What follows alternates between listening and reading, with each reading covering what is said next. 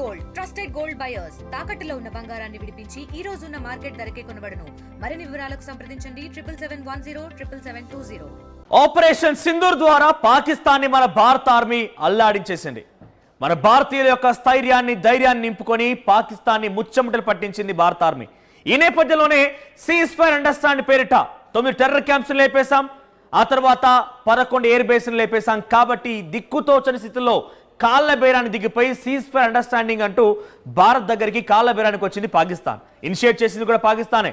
అయితే పాకిస్తాన్ ఇనిషియేట్ చేసి cease fire understanding ద్వారా ప్రస్తుతం కాల్పుల విరమణ ఒప్పందం ఇంకా కొనసాగుతుంది. కాల్పుల విరమణకు సంబంధించి కొన్ని రోజుల పాటుగా మనం నిశ్శబ్దంగా ఉన్నాం. కానీ మన భారతదేశం స్లీపర్ సెల్స్ యాక్టివ్ అయ్యారు. మన దేశంలోనే ఉంటూ ఇక్కడే తిండి తింటూ ఇక్కడే ఉపాధి పొందుతూ ఇక్కడే అనేక రకాలుగా అనుభవిస్తూ ఇక్కడ పరకాలు అనుభవిస్తూ ఇక్కడ స్వేచ్ఛని ముఖ్యంగా స్వాతంత్రాన్ని అనుభవిస్తూ శత్రుదేశం అటువంటి పాకిస్తాన్కి సపోర్ట్ చేస్తున్నటువంటి కొంతమంది ఉగ్రవాదులని స్లీపర్ సెల్స్ని మన భారత నిఘా వర్గాలు భారతదేశంలో వివిధ రాష్ట్రాల పోలీస్ అధికారులు ఇప్పటికే పట్టుకున్నారు. సుమారుగా 10 మందికి పైగా స్లీపర్ సెల్స్ అదుపులోకి తీసుకున్నారు. వీళ్ళంతా కూడా మన దగ్గరే ఉండి పాకిస్తాన్కి సమాచారం చేరవేయడం, మన యొక్క మిలిటరీ స్థావరాల గురించి వారికి సమాచారం అందించడం, మనకు సంబంధించినటువంటి ఆర్మ్స్ని వెపన్స్ సంబంధించి సమాచారం అందించడం, ఇలా అనేక రకాలుగా భారతదేశంలో జరిగినటువంటి విషయాలపైన మిలిటరీ ఆపరేషన్స్ పైన ఎప్పటికప్పుడు ఉగ్రవాద దేశానికి ఉగ్రవాద స్థావరాలకి ఉగ్రవాదులకి అక్కడ ఐఎస్ఐ తీవ్రవాదులకి సమాచారం అందించినటువంటి భారతదేశంలో కొంతమంది ద్రోహులు వారిని మీకు పరిచయం చేయబోతున్నా, వారిని మీకు చూపించబోతున్నా. ముందుగా జ్యోతి మల్హోత్రా. సో ఈ పేరు ఇప్పటికే చాలా పాపులర్ అయిపోయి ఇక్కడ కనిపించే అమ్మాయి జ్యోతి మల్హోత్రా. చూడ్డానికి ఇక్కడ నేను కేవలం ఈ అమ్మాయి గురించే మాట్లాడుతున్నాను. సగం సగం బట్టలు వేసుకొని హొయలు పలుకుతూ వలపు వల విసిరి అందరినీ అట్రాక్ట్ చేసే విధంగా కనిపించేటువంటి ఈ అమ్మాయి ఒక టాలీవుడ్ యాక్టరో బాలీవుడ్ యాక్టరో కాదు, చాలా పక్కాగా ఒక ఉగ్రవాది, మన భారతదేశపు ద్రోహి. ఎందుకు ఈ ద్రోహి అంటున్నానంటే ఒక ట్రావెల్ విత్ జో అనేటువంటి ఒక సోషల్ మీడియా ఇన్ఫ్లుయెన్సర్గా తన జీవితాన్ని ప్రారంభించి మెల్లమెల్లిగా పాక్ హై కమిషన్తో ఉన్నటువంటి పరిచయాలతో పాక్ హై కమిషన్ ఉద్యోగ పనిచేస్తున్నటువంటి డానిష్తో పరిచయం ఏర్పడింది. సో ఎందుకు ఇక్కడ హర్యానాకు సంబంధించినటువంటి ఒక అమ్మాయి డానిష్తో పరిచయం ఏర్పడింది? ఎలా సాధ్యమైందంటే కనుక హరికిరాజ్ సింగ్ అనేటువంటి ఒక వ్యక్తి పంజాబ్ అంటే హర్యానా ప్రాంతానికి సంబంధించినటువంటి కొంతమంది సిక్ ఆర్గనైజేషన్స్కి ఆయన హెడ్గా ఉన్నాడట. సో ఆయన ద్వారా ఇక్కడ డానిష్ అనే పాకిస్తాన్ హై కమిషనర్ డానిష్ పరిచయం అయితే ఆ డానిష్తో ఇక్కడ చూడండి, ఇక్కడ వీడే డానిష్, ఇక్కడ కనబడుతున్నటువంటి ఈ వ్యక్తే డానిష్. సో వీడితోనే జ్యోతి మల్హోత్రాకి పరిచయం ఏర్పడింది. ఈ పరిచయం కాస్త ఎక్కడ వరకు వెళ్ళిందంటే పాకిస్తాన్ వరకు వెళ్ళింది. వాడు తెలుసా Pak high commissioner. So Pak high commissioner ఢిల్లీలో ఉన్నటువంటి పాక్ హై కమిషనర్తో జ్యోతి మల్హోత్రాకి పరిచయం ఏర్పడింది. ఇక్కడ మధ్యలో కనిపించేది ఆ పాక్ హై కమిషనర్ భార్య. సో వాళ్ళకి సంబంధించిన ఫ్యామిలీ ఫంక్షన్లో అటెండ్ అయిన నేపథ్యంలో ఒక వీడియో తీసుకుంది.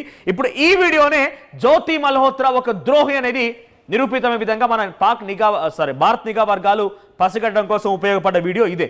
సో ఈ డానిష్తో పరిచయం కాస్త ఎక్కడ వరకు వెళ్ళిందంటే ఏకంగా పాకిస్తాన్ ఇంటెలిజెన్స్ ఆపరేటివ్స్ అధికారి వరకు వెళ్ళింది. వాని పేరు అలీ హసన్. సో అలీ హసన్ వరకు వెళ్ళింది. సో డానిష్ నుంచి అలీ హసన్ వరకు వెళ్ళిపోయి అలీ హసన్తో ఏకంగా అక్రమ సంబంధం పెట్టేసుకొని అక్కడ అధికారులను కలవడాలు, అక్కడే అనేక రకాల పాకిస్తాన్లో వీడియోలు చేయడాలు. పాకిస్తాన్లో ఎంతలా తిరుగుతుందనంటే మన భారతదేశం ఏ రకంగా అయితే స్వాతంత్రంగా తిరగలుగుతామో పాకిస్తాన్ భారతీయ అమ్మరాలు ఒక అమ్మాయి, ఈమె భారతీయురాలు, భారతీయ దేశానికి సంబంధించిన ఒక అమ్మాయి అక్కడికి వెళ్ళి అంతలా స్వేచ్ఛగా తిరగలుగుతోంది. దీనికి కారణం ఏకంగా పంజాబ్ ప్రావిన్స్, పాకిస్తాన్లోని పంజాబ్ ప్రావిన్స్ ముఖ్యమంత్రి మరియాం షరీఫ్ను కూడా కలవగలిగింది. ఇలా సాధ్యమైంది. డెఫినెట్గా తను ఒక స్లీపర్ సెల్గా ఇక్కడ ఉండిపోయి మన సమాచారాన్ని మొత్తాన్ని కూడా పాకిస్తాన్కి చేరవేస్తోంది, మన మిలిటరీ స్థావరాల గురించి అక్కడ చేరవేస్తోంది. సో 2023లో మొదటిగా పాకిస్తాన్కి వెళ్ళినట్టు ఈ అమ్మాయి హరికిరాట్ ద్వారా డానిష్కి పరిచయం అయింది. డానిష్ నుంచి కాస్త అక్కడ అలీ హసన్కి పరిచయం అయింది. అలీ హసన్ ఏకంగా ఈ అమ్మాయితో అక్రమ సంబంధం పెట్టేసుకొని హనీమూన్ ట్రిప్పులు, జల్సాలు, అనేక రకాల పబ్బాలు గడపడం స్టార్ట్ చేసింది. పాకిస్తాన్ నుంచి వచ్చినటువంటి ఆ పాపిస్ట్ డబ్బు కోసం ఆశపడిపోయి అనేక రకాలుగా ట్రావెల్ బ్లాగ్స్తో పేరుతో అనేక దేశాలు తిరుగుతూ ట్రావెల్ బ్లాగ్స్ చేస్తూ మరి ముఖ్యంగా పాకిస్తాన్ వెళ్ళిపోయి ఏకంగా 10-15 రోజుల పాటు అక్కడ ఉండిపోయింది. సుమారుగా 3 సార్లు పోయిందట. 2023 నుంచి ఇప్పటివరకు 3 సార్లు వెళ్ళింది. చివరిగా ఈ పహల్గామ్ ఉగ్రదాడి ఘటన జరిగింది ఏప్రిల్ 22న. అయితే జనవరిలో అక్కడ పహల్గామ్ మొత్తాన్ని ఎక్స్ప్లోర్ చేసే విధంగా తన వీడియోలు చిత్రీకరించింది. పహల్గామ్ ఉగ్రదాడి మొత్తాన్ని బ్రీఫ్ చేస్తూ పహల్గామ్ ఆ టూరిజం ప్రాంతాన్ని మొత్తాన్ని కూడా బ్రీఫ్ చేస్తూ ఒక బ్లూ ప్రింట్ని ఇండైరెక్ట్ ఇచ్చే బ్లూ ప్రింట్ అంటే ఎంట్రీ ఎలా ఉంటుంది, ఎగ్జిట్ ఎలా ఉంటుంది, ఎక్కడ క్రౌడ్గా ఉంటారు, కాఫీ షాప్స్ ఎక్కడ ఉన్నాయి, టూరిస్ట్ స్పాట్స్ ఎక్కడ ఉన్నాయి, అక్కడ ఏమంటారు గుర్రపు స్వారీ ఎక్కడ జరుగుతోంది, సో ఇవన్నీ కూడా ఆ టూరిజం స్పాట్ మొత్తం ఎక్స్ప్లోర్ చేసి జనవరిలోనే ఒక వీడియో రికార్డ్ చేసి దాన్ని తన సోషల్ మీడియాలో పోస్ట్ చేసింది. పాకిస్తాన్కి ఇండైరెక్ట్గా బ్లూ ప్రింట్ సమాచారం, అంటే పాల్గామ్లో ఎటువంటి దాడి చేసినా తప్పించుకోవాలి, ఎలా ఉండాలి, ఎలా రావాలనే విషయం పైన ఇండైరెక్ట్ బ్లూ ప్రింట్ ఆ అమ్మాయి అక్కడ చేరవేసింది. డెఫినెట్గా ద్రోహి. ఇక్కడ కనిపించే అమ్మాయి కారిది, ఇది నరరూప రాక్షసురాలు, విషపు నాగు ఇది. ఇక్కడ అమ్మాయి కాబట్టి నేను కొంత నాలుగు కట్టేసుకొని మాట్లాడాల్సి వస్తుంది. ఎందుకు చూడండి, 34 ఏళ్ల అమ్మాయి ఈమె, 35 ఏళ్ల వయసు. ఈ అమ్మాయి ఏం చేసింది, మన భారతదేశానికి సంబంధించిన గోప్యమైన సమాచారాన్ని మొత్తాన్ని తీసుకెళ్ళి అక్కడ పెట్టేసింది. మీకు విషయం తెలుసా, హైదరాబాద్ లాంటి ప్రాంతాల్లో కూడా కలిసి తిరిగింది. సికింద్రాబాద్లో మొదటిసారిగా తెలుగు రాష్ట్రాలను కలిపే విధంగా వందే భారత్ ఎక్స్ప్రెస్ అనేటువంటి ఒక ట్రైన్ స్టార్ట్ చేస్తే మోదీ, మన ప్రధాని నరేంద్ర మోదీ వర్చువల్గా దాన్ని ఇనాగ్రేట్ చేస్తుంటే ఆ కార్యక్రమాన్ని కూడా హాజరైంది. ఇక్కడ కూడా వీడియో షూట్ చేసింది ఈ అమ్మాయి. సో ఇటువంటి దుర్మార్గురాలు, నరరూప రాక్షసురాల్ని మనం ఏ రకంగా శిక్షించాలో మీరే చెప్పండి, ఇక మీరు కామెంట్ చేయండి. చూడండి, మన భారతదేశంలో ఉండిపోయి ఇక్కడే తిండి తిని ఇక్కడే ఉపాధి పొంది వాళ్ళు ఇచ్చిన పాపిష్ డబ్బుల కోసం ఆశపడిపోయి అక్కడ వాళ్ళతో అక్రమ సంబంధాలు పెట్టు, అక్కడ వాళ్ళతో రిలేషన్షిప్ మెయింటైన్ చేయడాలు, అక్కడ వారితో కలిసి మన సమాచారాన్ని మొత్తాన్ని పంపించడాలు. మీరు గమనించండి, మన దగ్గర ఒక సమస్య ఉంది సామాన్యుడిగానంటేనే మన సంబంధిత అధికారి దగ్గరికి వెళ్ళాలన్నా లేకపోతే ఒక ప్రజాప్రతినిధి కలవాలన్నా కూడా రోజులు పడుతుంది. అటువంటిది ఈ అమ్మాయి ఏకంగా మన శత్రు దేశమైనటువంటి పాకిస్తాన్ వెళ్ళిపోయి పాకిస్తాన్లో ఉన్నటువంటి మాజీ ప్రధాని నవాజ్ షరీఫ్ కుమార్తె, పంజాబ్ ప్రావిన్స్ ముఖ్యమంత్రి మరియాం షరీఫ్ని కలవగలిగిందని అంటే ఏ రీతిన సాధ్యమై ఉంటుంది ఇది. సో మొత్తం ఇన్ఫర్మేషన్ని తను చేర్చిందట. ఇప్పటికీ ఇంకా తన ఇంట్రాగేషన్ కొనసాగుతోంది. తనకు సంబంధించిన 4 ఫోన్స్ని, 3 ల్యాప్టాప్స్ని, తన సిమ్ కార్డ్స్ని అన్నింటినీ ప్రస్తుతం మన నిఘా వర్గాలు మొత్తం ఆధీనపరుచుకున్నాయి. తను ఎప్పుడు అరెస్ట్ చేశారంటే 16న హిస్సార్ అనేటువంటి ప్రాంతంలో, హర్యానా రాష్ట్రంలోని హిస్సార్ అనే ప్రాంతంలో అరెస్ట్ చేశారు. యూట్యూబ్ ఛానల్ ఉంది తనకి. పాక్ చైనాలో కూడా పర్యటించింది, పాకిస్తాన్లో, చైనాలో, బంగ్లాదేశ్లో కూడా పర్యటించింది, పాక్ ఎంబసీ వేడుకల్లో కూడా పాల్గొంది. మీకు విషయం తెలుసా, పహల్గామ్ ఉగ్రదాడి ఘటన జరిగింది 22వ తేదీ ఏప్రిల్ అయితే సాయంత్రం టైంలో ఒక్కసారిగా వైరల్గా మారితే మరుసటి రోజున పాక్ హై కమిషన్లో కేక్ కట్ చేసుకొని సెలబ్రేట్ చేసుకున్నారట. అయితే ఆ సెలబ్రేషన్స్లో కూడా ఈ దుర్మార్గాలు పాల్గొంది, ఈ నరరూప రాక్షసాలు పాల్గొని సెలబ్రేషన్స్లో ఎంజాయ్ చేసిందట. సో ఇప్పుడు ఇంట్రాగేషన్ జరుగుతుంటే పోలీసులు తను ఏం చెప్తుంది తెలుసా, నేను నా పని నేను చేసుకున్నా, యాజ్ ఎ యూట్యూబర్గా ఏం చేయాలో చేశాను, నాకు వాటితో ఎటువంటి సంబంధం లేదని చెప్తుందట. కానీ తనకి intelligence officer, Pakistan intelligence operative ఆఫీసర్గా పనిచేస్తున్న అలీ హసన్తో అక్రమ సంబంధం ఉంది వాస్తవమే. తనతో పాటుగా బాలి వెళ్ళిపోయి హనీమూన్ ట్రిప్ ఎంజాయ్ చేసింది వాస్తవమే. తన ఫోటోలు, తనకి సంబంధించిన ఆ వేషధారణ అవన్నీ చూస్తుంటే ఒక అమ్మాయి సోషల్ మీడియా పిచ్చిలో పడిపోయి చేస్తుందాం అనుకున్నాం. కానీ నిజానికి ఇంత దుర్మార్గమైనటువంటి ఒక పన్నాగాన్ని తెరలేపుతుందని ఎవరు కూడా భావించలేకపోయారు. ఇది జ్యోతి మల్హోత్రా విషయం. సో జ్యోతి మల్హోత్రాని అరెస్ట్ చేశారు పోలీసు. ఇంట్రాగేషన్ చేస్తుంటే అసంబద్ధంగా సమాధానాలు చెప్తుందట. సో ఒక భారతీయ పౌరుడిగా, భారతీయ దేశానికి సంబంధించిన యువకుడిగా నిజంగా ఎలా చేయాలి తెలుసా ఇటువంటి ద్రోహులని. అందుకే చూడండి ఇక్కడ ద్రోహి. ఈ ద్రోహులను ఏం చేయాలి తెలుసా, సౌదీ అరేబియా లాంటి దేశాల్లో కొన్ని చట్టాలు ఉంటూ ఉంటాయి. అమ్మాయిలపై అత్యాచారాలు చేస్తుంటే తలాముండం వేరు చేసేసి నడి రోడ్డు పైన బహిరంగంగా శిక్షిస్తూ ఉంటారు.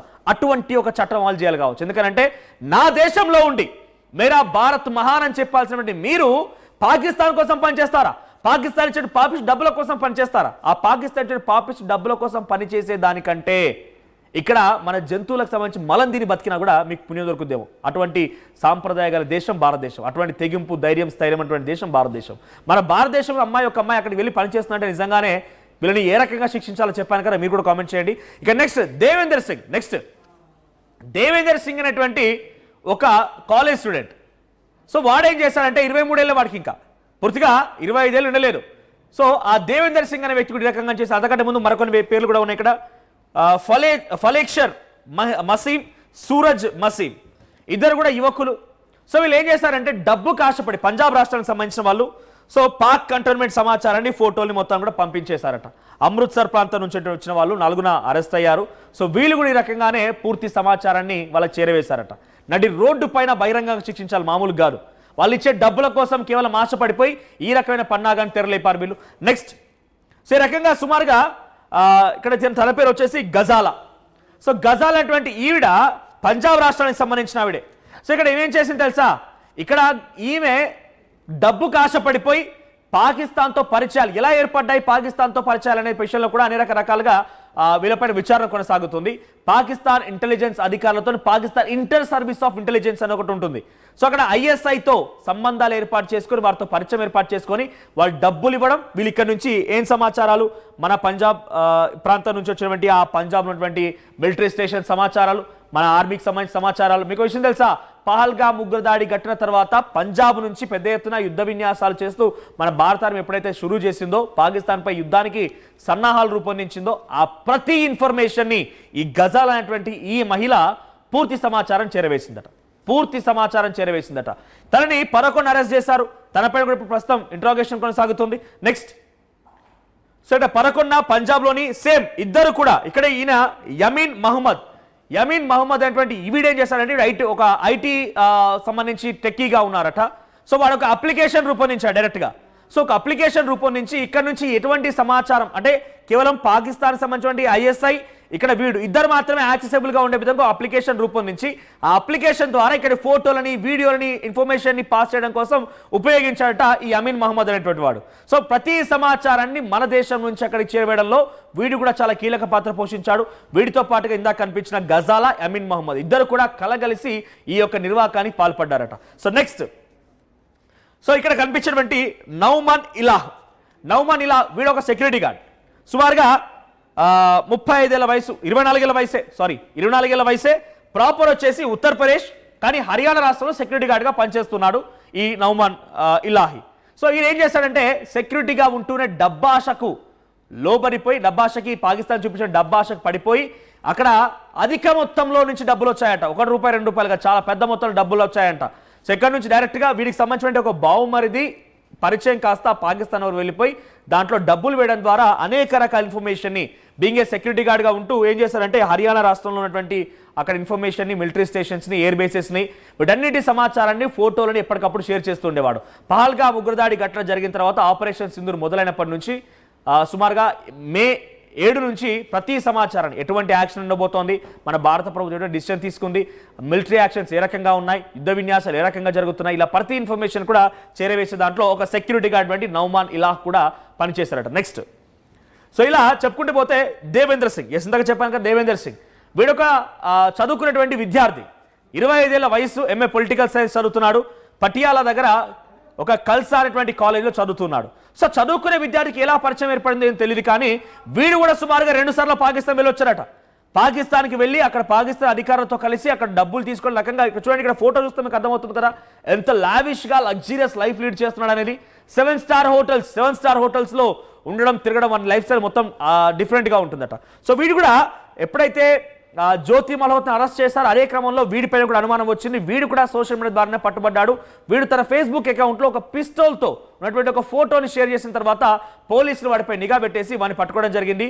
సో వాడి నుంచి ఎటువంటి సమాచారం ఇచ్చారనే విషయం పైన అధికంగా వాడి దగ్గర ఫోన్లు, SIM cards, encrypted satellite phones కూడా ఉన్నాయట వీళ్ళ దగ్గర.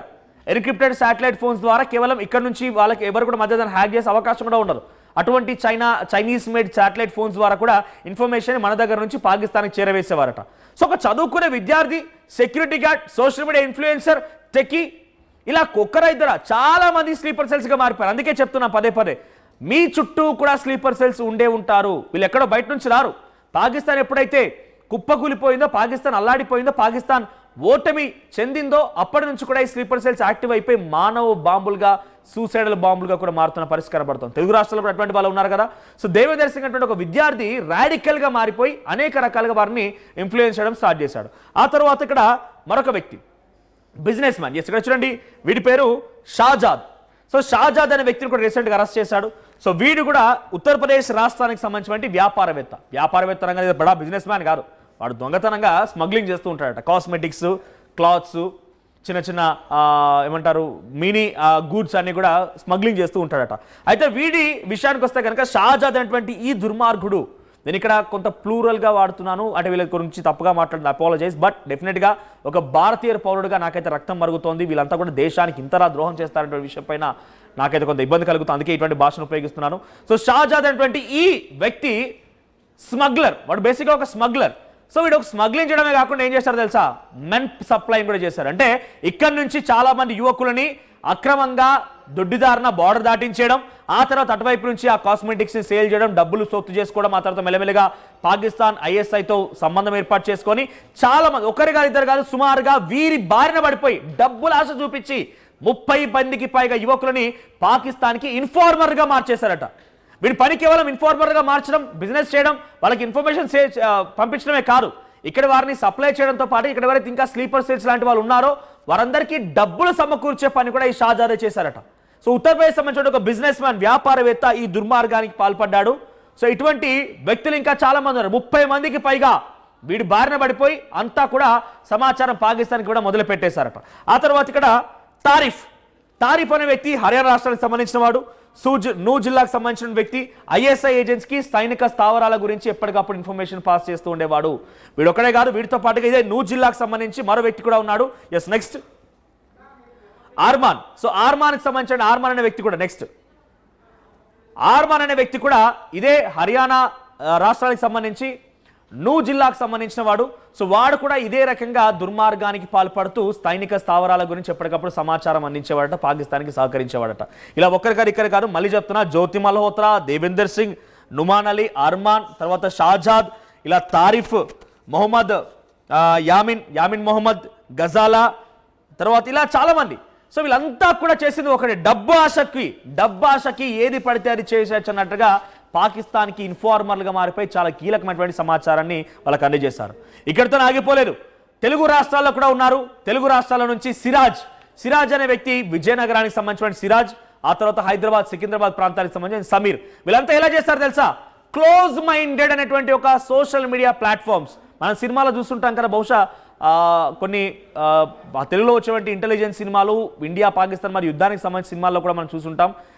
లైక్ మైండెడ్ అని చెప్పి చాలా మంది రాడికల్స్గా ఉన్న వాళ్ళంతా కూడా ఒక ప్లాట్ఫామ్ ఏర్పాటు చేసుకుంటుంటారు. సో అటువంటి విధంగానే క్లోజ్ మైండెడ్ పేరిట అంతా ఒక సోషల్ మీడియా ప్లాట్ఫామ్ ఏర్పాటు చేసుకొని, అది సిరాజ్ కానివ్వండి, తెలుగు రాష్ట్రాల నుంచి సమీర్ కానివ్వండి, ఇద్దరు కూడా క్లోజ్ మైండెడ్. ఇక్కడ షాజాద్ కూడా చేసింది అదే, ఆ యువకులందరినీ కలగలిపి అక్కడికి పంపించే దాంట్లో ఒక సోషల్ మీడియా ప్లాట్ఫామ్ ఎంచుకొని ఒక గ్రూప్ని జతగట్టాడు.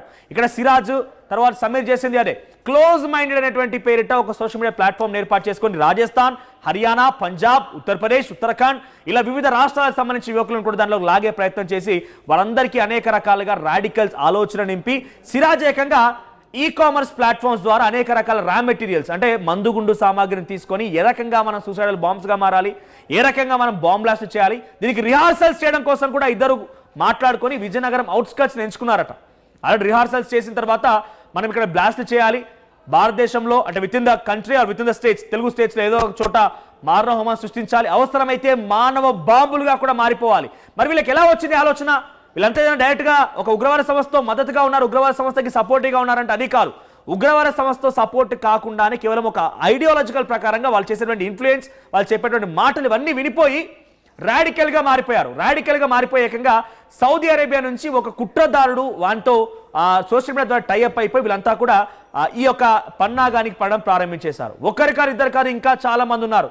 కేవలం మీ బాధ్యత ఒకటే, నా పైన కూడా చాలా పెద్ద బాధ్యత ఉంది. అందుకే చెప్తున్నాను, మీ చుట్టూ ఎవరైనా కనుక ఈ రకంగా అనుమానంగా ఉంటే కనుక మీరు చూడండి, ఇక్కడ కనిపించే ఈ అమ్మాయి కానివ్వండి, ఇంతవరకు చూపించినటువంటి ఈ దుర్మార్గులు, ద్రోహులు ఎవరు కూడా నిజానికి మేము ఉగ్రవాదులు ఎవరు చెప్పుకోరు, ఉగ్రవాద దేశానికి సహకరిస్తున్న ఎవరు చెప్పుకోరు. కానీ అనుమానం వస్తే డెఫినెట్గా అరెస్ట్ చేయాల్సిన అవసరం పోలీసుల మీద ఉంది. సో వాళ్ళకి తెలియాల్సిన అవసరం మీ పైన కూడా ఉంది. కాబట్టి మీకు ఎవరిపైన అనుమానం వచ్చిందా? ఇప్పటికే కేంద్ర హోంశాఖ ఒక ఆదేశం జారీ చేసింది, 29 రాష్ట్రాలకి ఫ్రీ హ్యాండ్ ఇచ్చేసింది, పోలీస్ అధికారులకు కూడా ఆదేశాలు జారీ చేసింది. 30 రోజులు గడిపిస్తున్నాం. ఈ రోజు నుంచి ఎవరైతే ప్రియార్ డాక్యుమెంట్స్ లేకుండా ఉంటారో వాళ్ళందరి పని పట్టండి, వెంటనే డిపోర్టేషన్ మీద పంపించేయండి అని చెప్పి కేంద్ర హోంశాఖ ఆదేశాలు జారీ చేసింది. అంటే మీ వంతు బాధ్యత కూడా ఉంది. కాబట్టి డెఫినెట్గా ఎవరైనా అనుమానాస్పదంగా ఉన్నా, ఎందుకంటే ఇటువంటి వారిని ఏరి పారేస్తే కానీ కొంత భారతదేశం అంటే మంచిగా శాంతి భద్రతలు మొత్తం కూడా విఘాతం కలగకుండా ఉండాలంటే ఇటువంటి వారిని పంపించేయాల్సిందే. చూడండి, తెలుగు రాష్ట్రాలనే ప్రయత్నాలు చేస్తున్నారంటే ఇంకా ఎంతమంది ఉంటారు. సో వెంటనే మీ వంతు బాధ్యతగా కూడా ఉంది. కాబట్టి ఆర్టీవీ ప్రతినిధులు అడుగడుగునా ఉన్నారు తెలుగు రాష్ట్రాల్లో. సో మీరు సమాచారం ఆర్టీవీ ప్రతినిధులకు ఇచ్చినా పర్వాలేదు, అంటే పోలీసు అధికారులకు ఇచ్చినా పర్వాలేదు, వెంటనే వారిని అరెస్ట్ చేయించేటువంటి బాధ్యత ఆర్టీవీ కూడా తీసుకుంటుంది. పోలీసు అధికారులకు ఇచ్చినా కూడా పోలీసు అధికారులు కూడా వాళ్ళు డెఫినెట్గా అరెస్ట్ చేసి వాళ్ళ విచారించి ఆ తర్వాత చేయాల్సిన పని చేస్తారు. సో మీ వంతు కూడా మీ బాధ్యత ఉంది. కాబట్టి మీరు కూడా ఆ ఇన్ఫర్మేషన్ ఈ పోలీసు అధికారులకు అందించండి. ఇఫ్ మీకేదైనా నమ్మకం కనుక ఉంటే, వాడు పక్కగా ఒక అనుమానితుడే, వాడిని అనుమానించాల్సిన నమ్మకం కనుక ఉంటే వెంటనే ఉపేక్షించకండి, పోలీసులకు సమాచారం అందించండి. ఆ తర్వాత ఈ ద్రోహులను ఎలా శిక్షిస్తే బాగుంటుందో మీ అభిప్రాయాన్ని కామెంట్ రూపంలో తెలియజేసే ప్రయత్నం చేయండి. ఇండియా పాకిస్తాన్ ఉద్రిక్తతలపై లేటెస్ట్ అప్డేట్స్ కోసం డౌన్లోడ్ చేసుకోండి RTV లైవ్ యాప్.